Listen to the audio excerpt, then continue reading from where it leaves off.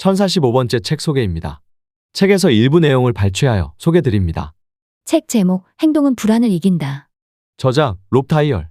출판일, 2015년 4월 16일. 상상빌더 한 줄 요약. 의지박약과 만성적 미루기에서 벗어나는 방법을 알자. 책 소개. 현재 미국에서 가장 떠오르는 자기계발 멘토이자 동기부여 전문가인 롭 다이얼이 행동하기를 주저하는 이들의 문제점을 분석하고 이를 타개할 실천적 방법을 제시하기 위해 행동은 불안을 이긴다를 펴냈다. 출간 즉시 아마존 4개 분야의 1위를 달성하며 국내외 자기계발 리더들의 극찬을 받았으며 의지박약과 만성적 미루기에서 벗어나는 하나의 해답, 아주 작은 행동 설계법을 소개한다. 이 책은 아주 작은 행동 설계에 필요한 딱 2가지의 핵심을 전한다. 존재하지 않는 공포와 불안에 속아 현실에 안주하는 마음을 버릴 것. 그리고 몸이 먼저 움직이는 행동 자동화 패턴을 익힐 것.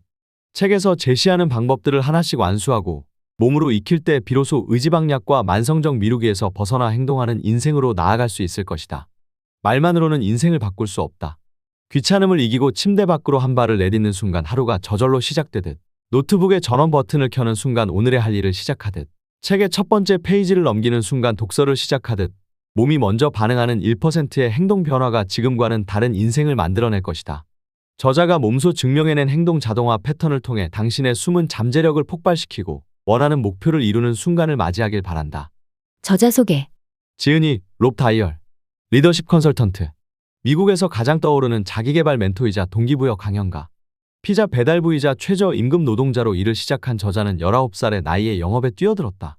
이후 그 능력을 인정받아 수백만 달러 규모의 사업을 운영하며 2,000명이 넘는 영업사원을 양성해냈다. 현재는 기업의 성장을 돕는 비즈니스 코칭과 전 세계 1억 번 이상의 다운로드를 기록한 전설의 자기계발 팟캐스트 마인드셋 멘토를 진행하고 있다. 누구보다 평범한 사람이었던 저자는 과거 자신처럼 막연한 두려움과 불안에 휩싸여 변화를 머뭇거리는 사람들의 인생을 바꾸고자 멘탈 코칭을 시작했다. 사람들의 내면에 존재하는 불안과 공포를 정확히 짚어내고 아주 작은 행동을 설계함으로써 말뿐인 인생을 행동하는 인생으로 탈바꿈하는 방법을 전하고 있다. 각자의 안전지대를 벗어나 숨겨진 잠재력을 발휘하는 방법을 듣고자 모인 저자의 소셜미디어 팔로워가 총 300만 명을 넘어섰으며 전체 조회수는 15억 회를 달성했다. 첫 번째 책 행동은 불안을 이긴다는 출간 즉시 아마존 4개 분야 동시 1위를 차지하며 베스트셀러에 올랐다. 책에서 얻은 내용. 무일푼 최저 임금 노동자에서 전 세계 2억 5천만 명이 찾는 1,000억 부자가 되기까지. 세계적 자기계발 리더들이 극찬한 행동 메커니즘의 모든 것. 사람들은 모두 더 나은 삶을 살길 바란다. 더 좋은 직장으로 이직하길 원하고 사업에 도전해 큰 성공을 거두는 부푼 꿈을 꾸기도 한다. 다이어트도 성공했으면 좋겠고 인간관계의 복잡한 고민도 해결되길 바란다. 그런데 왜 여전히 어제와 같은 삶을 반복하고 있을까? 왜 더 나은 삶을 위해 행동하지 않을까? 이 책은 그 오랜 의문에 대한 가장 명확한 해답을 가지고 제시한다. 존재하지 않는 공포와 불안에 속아 현실에 안주하는 마음가짐을 버릴 것. 그리고 몸이 먼저 움직이는 행동 자동화 패턴을 익힐 것. 이 2가지의 실천법이 만성적 불안과 습관적 미루기에서 벗어나는 지름길로 당신을 안내한다. 롭 다이얼은 현재 전 세계에서 찾아오는 미국의 가장 떠오르는 컨설팅 전문가다. 그러나 그의 삶이 처음부터 탄탄대로였던 것은 아니다. 알코올 중독 아버지에 의해 19살의 나이에 피자 배달 일을 시작했으며 일주일에 110시간을 일에 쏟아부으며 2,000명의 영업사원을 키워내는 등 자신의 모든 것을 바쳐 일했다. 하지만 몇 년 후 그가 마주한 건 피폐해진 몸과 망한 회사 그리고 투자금마저 모두 날려먹은 냉혹한 현실이었다. 한순간에 인생이 무너져 내리는 걸 보며 불안함에 잠 못 이루는 날들이 이어졌지만 그 순간에도 그는 행동에 나서지 못했다. 그는 과거를 돌이켜보며 이렇게 말한다. 나는 어딘가 부족한 사람이다라는 내면의 불안이 저절로 망한 인생의 시나리오를 써 내려가고 있었다. 그는 이 깨달음을 얻은 이후 거침없이 행동에 나서는 것만이 불안을 이겨낼 수 있다고 확신했다. 그렇게 매일 아침에 알람이 울리면 스누즈 버튼을 누르지 않고 바로 일어나기. 기상 후 곧바로 침대 정리하기. 매일 아침 1시간 안에와 커피 마시기 등 아주 작은 행동을 반복하기 시작했고 그 모든 시행착오의 끝에 몸이 먼저 움직이는 행동 메커니즘을 몸소 터득해냈다. 이렇듯 인생은 큰 사건에 의해 달라지지 않는다. 오히려 당신이 매일 반복하는 수많은 사소한 행동, 즉 마이크로 액션에 의해서 바뀐다. 그러니 딱 1%만 바꿔보라. 귀찮음을 이기고 침대 밖으로 한 발을 내딛는 순간 하루가 저절로 시작되듯 노트북의 전원 버튼을 켜는 순간 오늘 할 일을 시작하듯 책의 첫 번째 페이지를 넘기면 저절로 독서가 시작되듯 몸이 먼저 반응하는 1%의 행동 변화가 인생을 바꾼다. 토니 로빈스, 앤드류 후버만 등 세계적인 자기계발의 거장들이 극찬한 행동 자동화 패턴을 통해 당신의 숨은 잠재력을 폭발시키고 원하는 목표를 이루는 순간을 맞이하길 바란다. 도전했다가 또 실패하면 어떡하지? 실패한 나를 사람들이 비웃으면 어떡하지? 실속 없는 불안과 자책에 빠져 시간을 낭비하지 마라. 보이지 않는 마수의 손길에서 벗어나 행동 마인드셋을 갖추는 법. 행동에 나서지 못하는 당신이 가장 먼저 해결해야 하는 숙제는 무엇일까? 바로 당신의 발목을 붙잡고 있는 불안과 공포심에서 벗어나는 것이다. 인간의 뇌는 공포를 직접 경험하지 않아도 상상만으로도 학습하고 어느 순간에서도 생존할 수 있도록 최악의 상황을 가정하는 습관이 있다. 그 탓에 우리는 늘 실존하지 않는 공포에 발목을 잡혀 행동하는 걸 두려워하게 된다. 무턱대고 시작하자니 실패할까봐 두렵고 손을 놓고 있자니 뒤처질까봐 불안의 제자리에 묶인 채 허송세월하기 일수다. 저자는 이들에게 이렇게 말한다. 실존하지 않는 공포를 없애는 방법은 없다. 공포는 오히려 당신이 극복해야 할 대상을 알려주는 안내판이다. 이처럼 공포는 당신의 발목을 잡는 존재이면서 동시에 당신의 성장을 촉진하는 기폭제이기도 하다. 넘어지는 두려움을 이겨내고 걷는 방법을 깨치는 아이들처럼 질 수도 있다는 두려움을 이겨내고 운동 경기에 참가하거나 모르는 분야의 새로운 수업을 들어보는 것처럼 우리는 늘 불안과 두려움을 이겨내며 안전지대를 넓혀왔다. 만약 남들이 어렵게 생각하는 일을 당신이 쉽게 해낼 수 있다면 그만큼 당신이 도전을 거듭하며 안전지대를 넓혀왔기 때문이다. 또다시 불안과 공포가 엄습해온다면 피하지 말고 마주하자. 그리고 본능적으로 두려워하는 것에 성장의 비밀이 있다는 것을 기억하자. 공포에 사로잡혀 당신의 잠재력을 스스로 제한해서는 안 된다. 이 공포와 불안에서 벗어나 자신을 마주하게 될 때 비로소 행동에 나설 마인드셋이 완성될 것이다. 행동 마인드셋을 갖췄다면 그 이후는 쉽다. 내면의 의지박약 캐릭터를 부수고 영짜리 목표를 재설정하며 시각화를 통해 뇌를 속이고 재설계하여 행동의 자동화 패턴을 완성하는 것. 저자가 몸소 겪으며 완성해낸 행동 메커니즘을 차근차근 당신의 것으로 만들어 나가면 된다. 특히 각장 마지막에 실린 몸이 먼저 움직이는 행동 처방은 당신이 그 모든 단계를 더 쉽게 터득하고 실천해 볼 수 있도록 도와줄 것이다. 말뿐인 인생을 행동하는 인생으로 아주 작은 행동 한 가지를 반복하라. 그 1% 행동 변화가 인생을 바꾼다. 두뇌 재설계를 통해 몸이 먼저 움직이는 행동 자동화 패턴을 완성하는 법. 오랫동안 신경과학과 뇌과학을 탐구해온 저자는 과학적 데이터를 본인의 삶에 직접 적용하여 누구든 실천에 옮길 수 있는 행동 자동화 패턴을 완성해냈다. 그 방법의 핵심은 바로 뇌를 재설계하는 데 있다. 인간의 뇌는 수많은 반복을 거듭할 때 그 구조를 바꿀 수 있는 신경가소성이라는 특징을 갖는다. 이는 당신이 원하는 대로 뇌의 세부 구조를 바꿔 목표를 달성하는 데 필요한 행동이나 건강한 습관을 자동적으로 수행할 수 있도록 재설계할 수 있다는 뜻이다. 방법은 쉽다. 뇌가 기능하는 방식을 이해하고 어제와 다른 행동 한 가지를 시도할 것. 그리고 그 변화가 이뤄질 때까지 그 행동을 반복한다. 하지만 반복은 지루하고 뇌가 바뀔 때까지 이를 지속하는 건 의지박약인 당신에겐 너무 어려운 일이다. 이때 저자가 활용하는 것이 바로 도파민 보상 시스템이다. 오늘까지 운동하면 주말엔 치킨을 먹자처럼 하기 싫은 일을 하기 위해 보상을 주듯 뇌에 도파민이라는 보상을 선사하는 것이다. 행동을 통해 도파민을 부여하고 도파민을 통해 다시 그 행동을 반복하고 싶게 하는 것. 이 간단한 이치를 깨닫고 실천한다면 당신의 행동 자동화 패턴은 비로소 완성형에 이를 것이다. 사람들은 각자 자신의 목표를 추구하며 살아간다.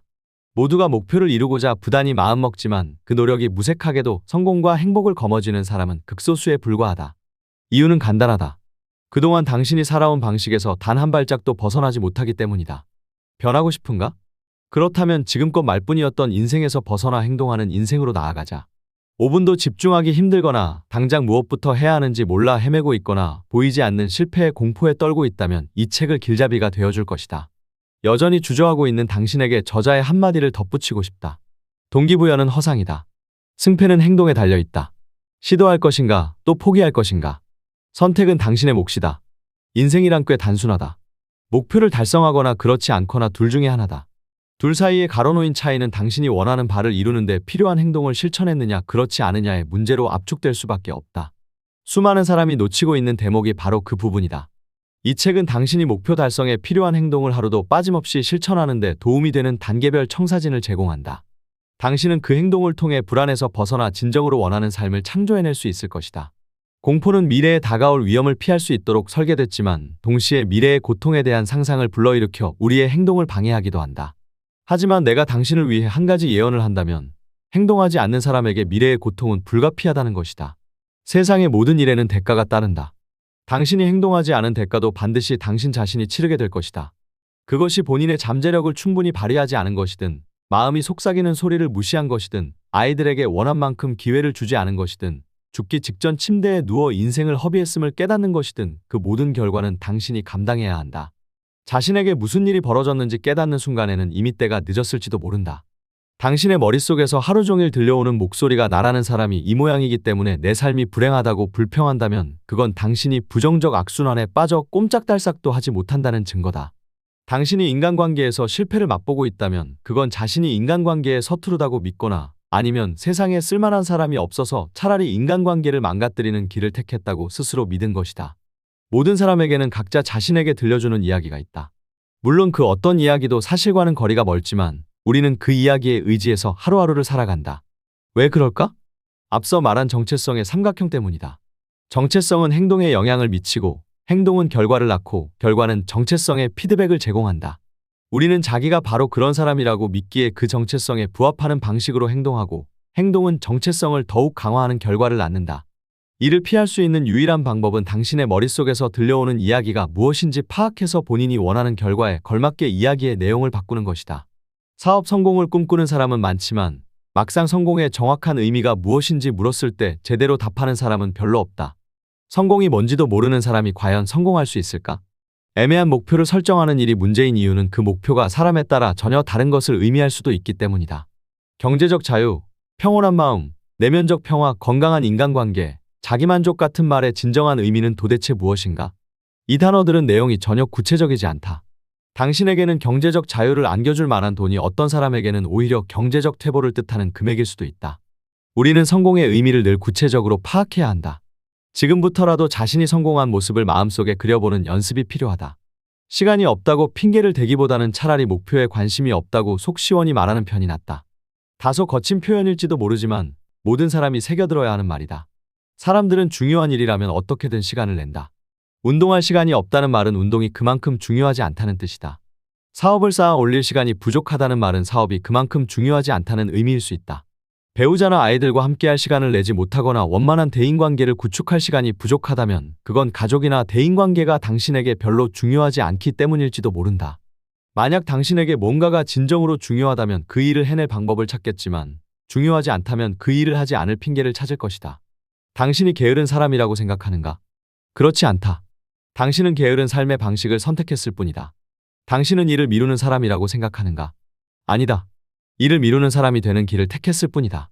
언뜻 듣기에는 둘 사이에 큰 차이가 없는 것 같지만 앞의 문장은 당신의 정체성을 나타내고 두 번째 문장은 선택을 의미한다. 우리가 게으르거나 일을 미루는 사람의 정체성을 소유했다면 이에 걸맞은 행동을 하게 된다는 말은 한 장에서도 언급했다. 당신 앞에는 지금과 다른 길을 선택할 가능성에 문이 활짝 열려 있다. 특정한 행동을 취하기 전에 늘 선택의 순간이 닥치는 것이다. 소파에 누워 아무 일도 하지 않고 빈둥대는 것도 하나의 행동이자 선택이다. 하지만 게으른 삶을 즐기는 사람은 이에 따르는 결과를 스스로 감당해야 한다. 그건 지금 수월하고 나중에 힘겨운 삶을 선택했다는 뜻이기 때문이다. 사람마다 타고난 집중력은 각자 다르다. 하지만 그 수준을 높일 방법은 분명히 있다. 어떻게 해야 할까? 방법은 간단하다. 매일같이 실천하는 것. 바로 연습이다. 문제는 우리가 주위의 잡다한 요소들의 집중력을 방해받는다는 사실을 본인도 잘 모른다는 것이다. 그러므로 문제 해결을 위한 첫 번째 단계는 내가 싸워야 할 적이 누군지 정확히 이해하는 일이다. 주위의 방해 요소들을 제거하기까지는 행동에 나서기가 어렵겠지만 본인의 집중력을 스스로 떨어뜨리는 행위가 무엇인지 더 잘 파악하면 이를 교정하기가 더 쉬워질 것이다. 먼저 스마트폰, 각종 알림, 주변 사람들, 물리적 환경, 사회적 환경 같은 가장 일반적인 방해 요소를 살펴보고 이들을 어떻게 처리해야 할지 생각해보자. 그 수많은 일을 다 해낼 시간을 어떻게 내지? 그것도 군대에서 배운 거야? 도대체 비결이 뭐야? 앞발에 힘을 주고 살아가는 법을 배운 덕이지. 그 친구는 사람이 앞발에 힘을 주고 살 수도 있고 뒷발에 힘을 주고 살 수도 있다고 말했다. 우리가 앞발에 힘을 줄 때는 자연히 앞쪽을 향해 나아가려는 동작을 취하게 되는데 그 태도가 상황을 주도하고 삶을 업그레이드하는 자세라는 거다. 반면 뒷발에 무게를 실으면 자신도 모르게 뒤로 물러나는 동작을 취할 수밖에 없다. 이런 수동적인 자세로는 앞으로 나아가기 힘들다. 작은 승리를 수시로 얻어내는 일은 마치 도미노를 무너뜨리는 일과도 같다. 첫 번째 도미노를 넘어뜨리면 나머지 도미노 조각들도 줄줄이 넘어간다. 당신의 목표가 무엇이든 수많은 작은 승리를 연달아 얻어내는 것이 중요하다. 하나의 승리는 반드시 또 다른 승리를 불러온다. 사람들은 성공을 하나의 커다란 사건으로 생각하지만 수많은 마이크로 액션이 모여 커다란 결과로 이어진다는 사실은 알지 못한다. 성공이란 당신이 가고자 하는 곳이 어디든 그곳에 도달할 때까지 매일 사소한 일을 실천하고 매주 조금씩 모멘텀을 쌓아감으로써 성취된다. 당신의 마음이 항상 동기부여로 넘쳐날 거라고 기대하지 마라. 때로는 일할 기분이 들지 않거나 의욕이 생기지 않는 날도 있을 것이다. 책임 동반자는 그럴 때마다 당신이 좀 더 힘을 내어 일을 완수할 수 있도록 어깨를 두드리고 등을 밀어주는 역할을 한다.